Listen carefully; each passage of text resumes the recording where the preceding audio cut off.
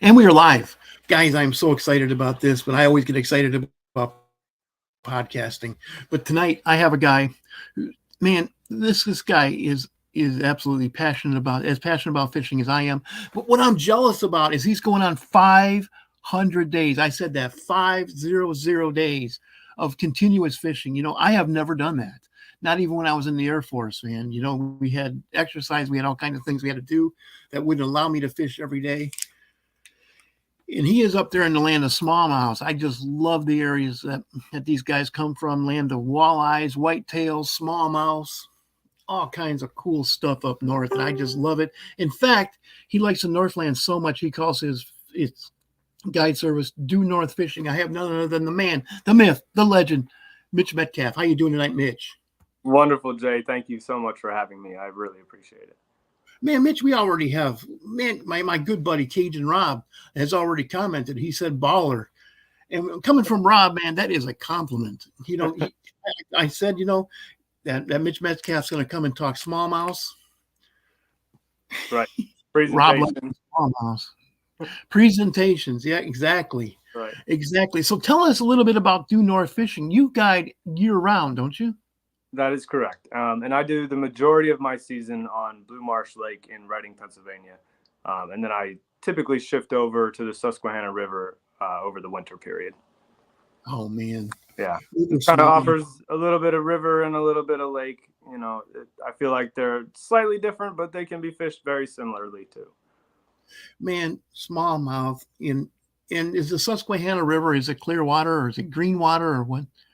So especially the section I fish, just like any other river, it can get filled with mud and then empty out. And this section that I fish in of Lake Clark long level, they'll stop the flow of the river, let it fill up, let it out. They really have a lot of control over it. So sometimes while it's filling up, it can get pretty dirty and leaves everywhere and chocolate milk. And that's when the chatterbaits and stuff like that come out. Well, down here where I live, Mitch, it's always dirty. You can't see down 6 inches on the best of conditions. And I remember smallmouth streams where, low water in the middle of the summer, they're pretty clear. And you have to really be on your game to catch smallmouth in clear water. And that's what I liked about it, wandering up and down the streams. Even as a young man, when I was in the Air Force, I'd wander up and down the streams all summer long and all winter long. I just did it a little differently. I had on long underwear and neoprene waders. That's right. Yeah. Whatever you got to do to get out there, right? So much fun. But, guys, Mitch and I were talking about cold water smallmouth. And I conventional wisdom tells me go smaller in your presentation. He said, oh, no, not necessarily. I'm like, wow, shock. Tell me about that. And there is a lot to this. Now, given the opportunity to be able to spend as much time on the water as a guide, and in my off time, I just love to fish in general. I'm always out there trying to figure things out. And as a kid, every book I read said, "Oh, all the fish just go dormant in winter. They take a big old nap, and that's it." No, it couldn't be further from the truth. They do not. But sort of what I've deduced through this whole process is that, just about anything can catch a fish. But when it comes to getting fish that are in a foul mood or, these fish during the wintertime, they're trying to conserve energy. That is their priority. They don't want to spawn. They're not doing any of that. They just want to survive through the winter. And especially on the river, they're going to be burning calories. They're fighting current. That is an opportunity for us as anglers to go target them, and they'll still commit to a bait pretty readily. What I've found through doing that is, that small bait may get a lot of bites, but that bigger presentation often pulls those larger fish out of their hiding areas. And really that's what it's all about during the winter, is actually getting these fish to leave their hiding place and start to commit to a bait, burn calories, and now all of a sudden you got a much better shot at catching them. But they won't simply do that for a tiny bait. They might need a bigger option. Okay. So, what I found, I was fishing for steelhead up in Michigan, about halfway up the lower peninsula on the Huron side. Okay. And I would use small jigs that were orange or pink Okay. for the steelhead. And I started catching smallmouth bass. And I mean, I'm talking 1.5 jigs, on a 12-foot long rod Yeah. for steelhead. And what the heck is this? And all of a sudden the fish came straight up. Steelhead don't do that. Mm-hmm. Like, and smallmouth bass go like this all the way up. And that thing jumped. And I'm like, oh my gosh, I hope I catch this fish. But I don't even remember how old I was. I was really, really young and in the Air Force and back in the early 80s, or actually late 80s. I had no money. And, it was the middle of the winter. I had no camera with me. I had no scale, but man, I caught some amazing smallmouth in the wintertime. I found them in the deeper pockets, which is where I was looking for the steelhead. Okay. And is that where you find them? It's funny. It seems like whatever mood that fish is in, they often will hang out in that deeper water, especially over the wintertime, trying to get out of the current. But when they want to feed, they're going to go put themselves in that best place to feed, whatever that is, whether that's the rock they're hiding by or whether they swim all the way over to the shoreline to actually feed. That's up to them and the conditions of the day. And that's interesting.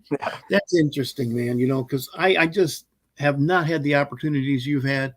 And I'm jealous. I'll be honest with you. Well, and part of that. At the same time, good job. Thank you. And look, it would be a shame for me to not take the opportunity and the time that I have created for myself by, becoming a guide and taking this a different route and sharing the information and talking about this stuff. It would be a real shame if I didn't. Absolutely. If I was just keeping this to myself, that would be a real shame. And also, if I was just talking about it in an uneducated way, that would be a real shame as well.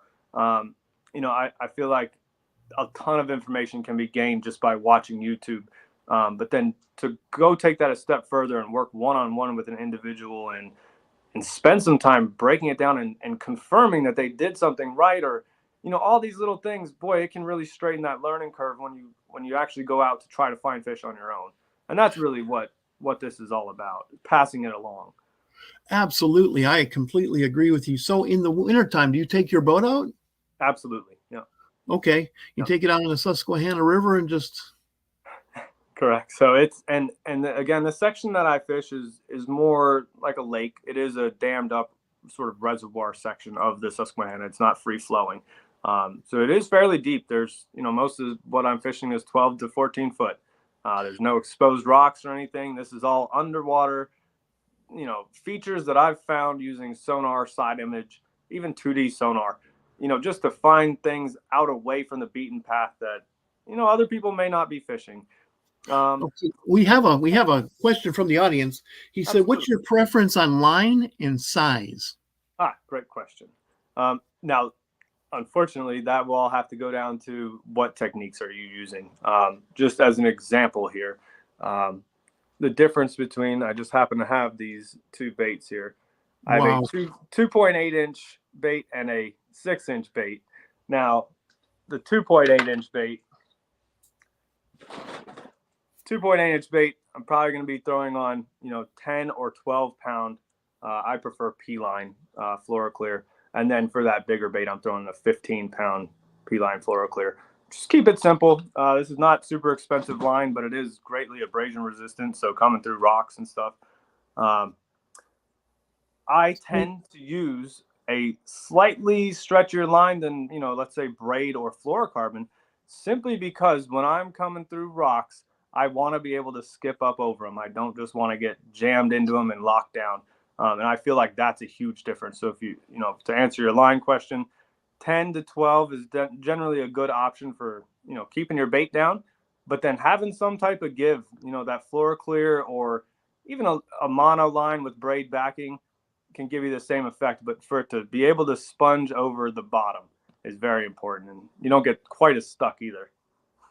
Well, okay. So with a 2.9 inch or your smaller size swim bait, are you using spinning gear with that? So sometimes I'm using a spin rod, and then oftentimes I'm also using a bait caster as well. I'll throw a 1/4 ounce 2.8, with just a Ned head on it. on a bait caster. That's actually my preferred way to do it. And the reason for that is when they hit it, they often pick up 5 feet, 6 feet of slack in the line. So now you have to reel all that in, and it's just more efficient to do it, with a bait caster. With a 7.5 foot long bait caster, you can pick up 5 feet of line awfully quickly. That's right. And the reels nowadays, these are 8-2-1. So I'm picking up a ton of line every time I'm pulling in that reel. Now, I'm also not sitting there burning the bait back. I'm fishing these baits really slow. Sure. I'm right in the strike zone all the time. I'm really paying attention to what I'm doing down there, so that when I feel the bite, it's less like a huge slack line hook set, more like a reel it in and then feel the fish and then turn kind of a deal. So really, you can do this on any equipment as long as you match the line to the hook, to the rod, to the person. Very good. Very good answer. Very good. And I thought you fielded that supremely. Man, so one thing I like about swim baits is they're very, what I call, forgiving, because if you're trying to work it down on a current, quartering a jig, and you don't feel that chomp because you were doing this, you pull it up, that fish is still there because that's soft plastic. He's wondering what the heck it is, but it doesn't feel like a fish. But boy, So and you make a great point. So one of the things that I promote heavily while I'm fishing, and on all my trips with customers of all ages, sizes, whatever, a big point is being able to maintain contact with your bait at all times while you're fishing, whether that's letting it sit on the bottom on a tight line or while you're reeling in a swim bait. You said it's forgiving. Well, that's why. It's keeping that hook in the upright position the whole time. When one bites it, you're connected to that bait. Now that should also carry over into our jig fishing as well. We should let that bait fall on a slightly tight but connected line. We should follow that bait down with our rod. We should be holding when we lift up over a branch. Lots of things we can do to really ensure that hookup ratio. Absolutely, man. That's a great point too. Yeah. Always keep positive control is what I call that. That's a good way to call it. I like that. Positive control. I like the wacky rig. I'm very much a finesse fisherman. I like taking finesse to the nth degree. 3-pound line that comes from Japan, Grant rods or razor rods, 2 of the best rods made in the world. So I want to be able to feel the second that bass hits something that's this small. Yeah. Oh yeah. You talked about big. Well, man, I like big, and I also like something this small. Guys ask me when they see me fishing for bass with this, what are you fishing for? Bluegills? Stand and watch, man. Something that small with a little bitty hook. Heck yeah.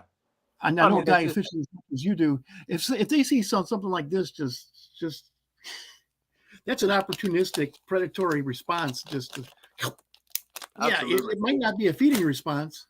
Well, and it's especially a weightless bait. How you can't get much more natural of a presentation than letting a weightless bait float downstream, whether that's a fluke or a wacky worm or whatever it is, or a little bitty thing. Yeah, a little bit, drop shots and all these things. Drop shots. They all have a job and a purpose, and there's a situation that calls for whatever technique you want to use. But while we're fishing those baits, we should really be focused on what we can do to pay attention. Just like you're saying, you want to feel that bite. You want to feel every little thing that's happening. Well, how could you possibly do that if you just had a bunch of slack in your line, letting the thing just run out there? Couldn't do it. Even while you're fishing weightless, you have positive control over your bait. Yeah. When as a finesse fisherman, I understand how, I like to use a lot of weightless things. And boy, when I'm doing that, I have my head down. I'm watching my line. I'm watching my rod tip. I'm watching my line. I'm trying to pull it up without making that thing twitch. Yeah. And it's just going. That's right. Yeah. And man, if I lose contact with it, I'm reeling up as fast as I can. Hook sets are free. That's right. Sometimes. Yeah. Sometimes I go into a cypress knee, and that's not free. It's not coming back. My $15 spinner bait's gone. Well, chalk it up to a little bit of education then, learning. That's Yeah, part of the process. Made another donation. Yeah, That's right. another donation. But yeah, you're right. It's all part of it, man. Snags. If you're not getting snagged, guys, you're not fishing where the fish are at. Ain't that the You truth? know, even smallmouth bass, sometimes you'll find them on a sand flat, but not much. They're usually in the rocks. Yeah. And you're gonna lose stuff. A lot of this is, if part of what I'm teaching is maintaining contact with your bait the entire time, that positive control over what you're doing. Because when you do feel like you're going to get stuck and you hit something, boy, you can just stop and you can just wait and you can go drive over to it and pop it right out. For the most part, if you just fish while feeling what you're fishing, you can get through a lot of things that you probably wouldn't be able to do if you were just sitting there bouncing the bait back and forth or just aimlessly casting out. You're definitely going to get super stuck that way. Boy, I tell you though, some of that time when you said, "Man, I'm snagged." Some of the biggest smallmouth I've ever hooked into have been, I'm snagged. Yeah. Handshake. And look, that is a fish hiding near cover. What more bass fishing can you get than, flipping into a tree or bumping into a rock and getting that fish to come out of cover and commit to that bait? And that says a lot about why you want to fish on the bottom or remain in contact with the bottom, because you just inevitably bump into those things that they live near and that they're hiding next to. And that's why I like streams so much, because current pins bass to the bottom. Mm-hmm. If there is no current, if there's an absence of current, or if I'm fishing, standing timber in a lake, they can be, if it's 20 feet deep, they can be from the tops of that tree to the bottom of the lake. Yeah, it's a big strike zone. Yes. Definitely a big strike zone. Yeah. And if I'm sitting there working a current steam, I'm just going to. Mm-hmm. And now it's funny you say that. So as I'm fishing and breaking down any body of water, I'm looking for something so specific and so finely dialed in, just like as if you were waiting, or you could step across a stream and that there's a trout sitting underneath an overhang or whatever. That's no different than one rock on the bottom out in the middle of nowhere in 40 feet of water. It's no different. If it's related to current, it's related to current. And if it's in cover, it's willing to feed. That is just how it goes. Fish are, we put a little too much effort into, what kind of bait is hot right now and all this stuff. But really, it's all about fish behavior. If you understand that, now all of a sudden you can go catch them anywhere on anything. Yes. Some of my favorite podcasts have been with guys, particularly smallmouth fishermen. I have 5 lures that I use. One of my favorite guys that I interview, he goes through every one of his 5 lures, and some of them are actually like, the Rebel Craw. Okay. And I'm like, You put a bigger hook on that? He's, yes, I do. The front hook is so ridiculously small. Thank you. I've caught a lot of smallmouths and Rebel Craws, but he said, let me finish that sentence, but not since the 80s, right? Yeah. Right. That's right. So, and just like everything else, I mean, we can get into all sorts of tackle talk and what bait is this and that and whatever, but at the end of the day, are you even presenting that bait right? Have you done enough research while you're on the water to actually determine if there were even fish there in the first place? Or was it just you cutting your bait off every 10 seconds? You're not sure. So I feel like there's definitely a process and a way to break down the conditions of the day and every day. That's part of what I'm doing as well, is trying to do this every day. Doesn't matter what the condition.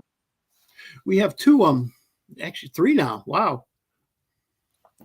One of them, one question: ever try turning the paddle tail in the direction of the shore you're fishing, so it parallels the shore with the current? Great technique for active fish that don't want to elevate. So that's an interesting thing, and I could see how that would, orient the bait a certain way for you. I typically just fish mine straight up and down. If there's any curve or, little curl to the bait or anything, it's going to spin and it's not going to swim right. I use Kitech a lot just simply because they're the best cold water bait you can find as far as swim baits go. But that paddle tail, really, the idea of that is to draw the fish out from cover. If you're not doing that, you need to set that bait up the right way. I feel like that's probably the more important thing. So I'm glad that you found a way to do that. Did we lose you there, Jay? I believe Jay just lost some electricity. So anyway, I'll dive back into that again. I feel like when it comes to rigging one of these swim baits, now I can just show you an example. I want that straight up and down on that bait. I want the boot tail to be able to kick back and forth as far as it can go. If I rig this sideways, it won't swim right in a lot of currents, especially at this Lake Clark long level where they can change the current back and forth a lot.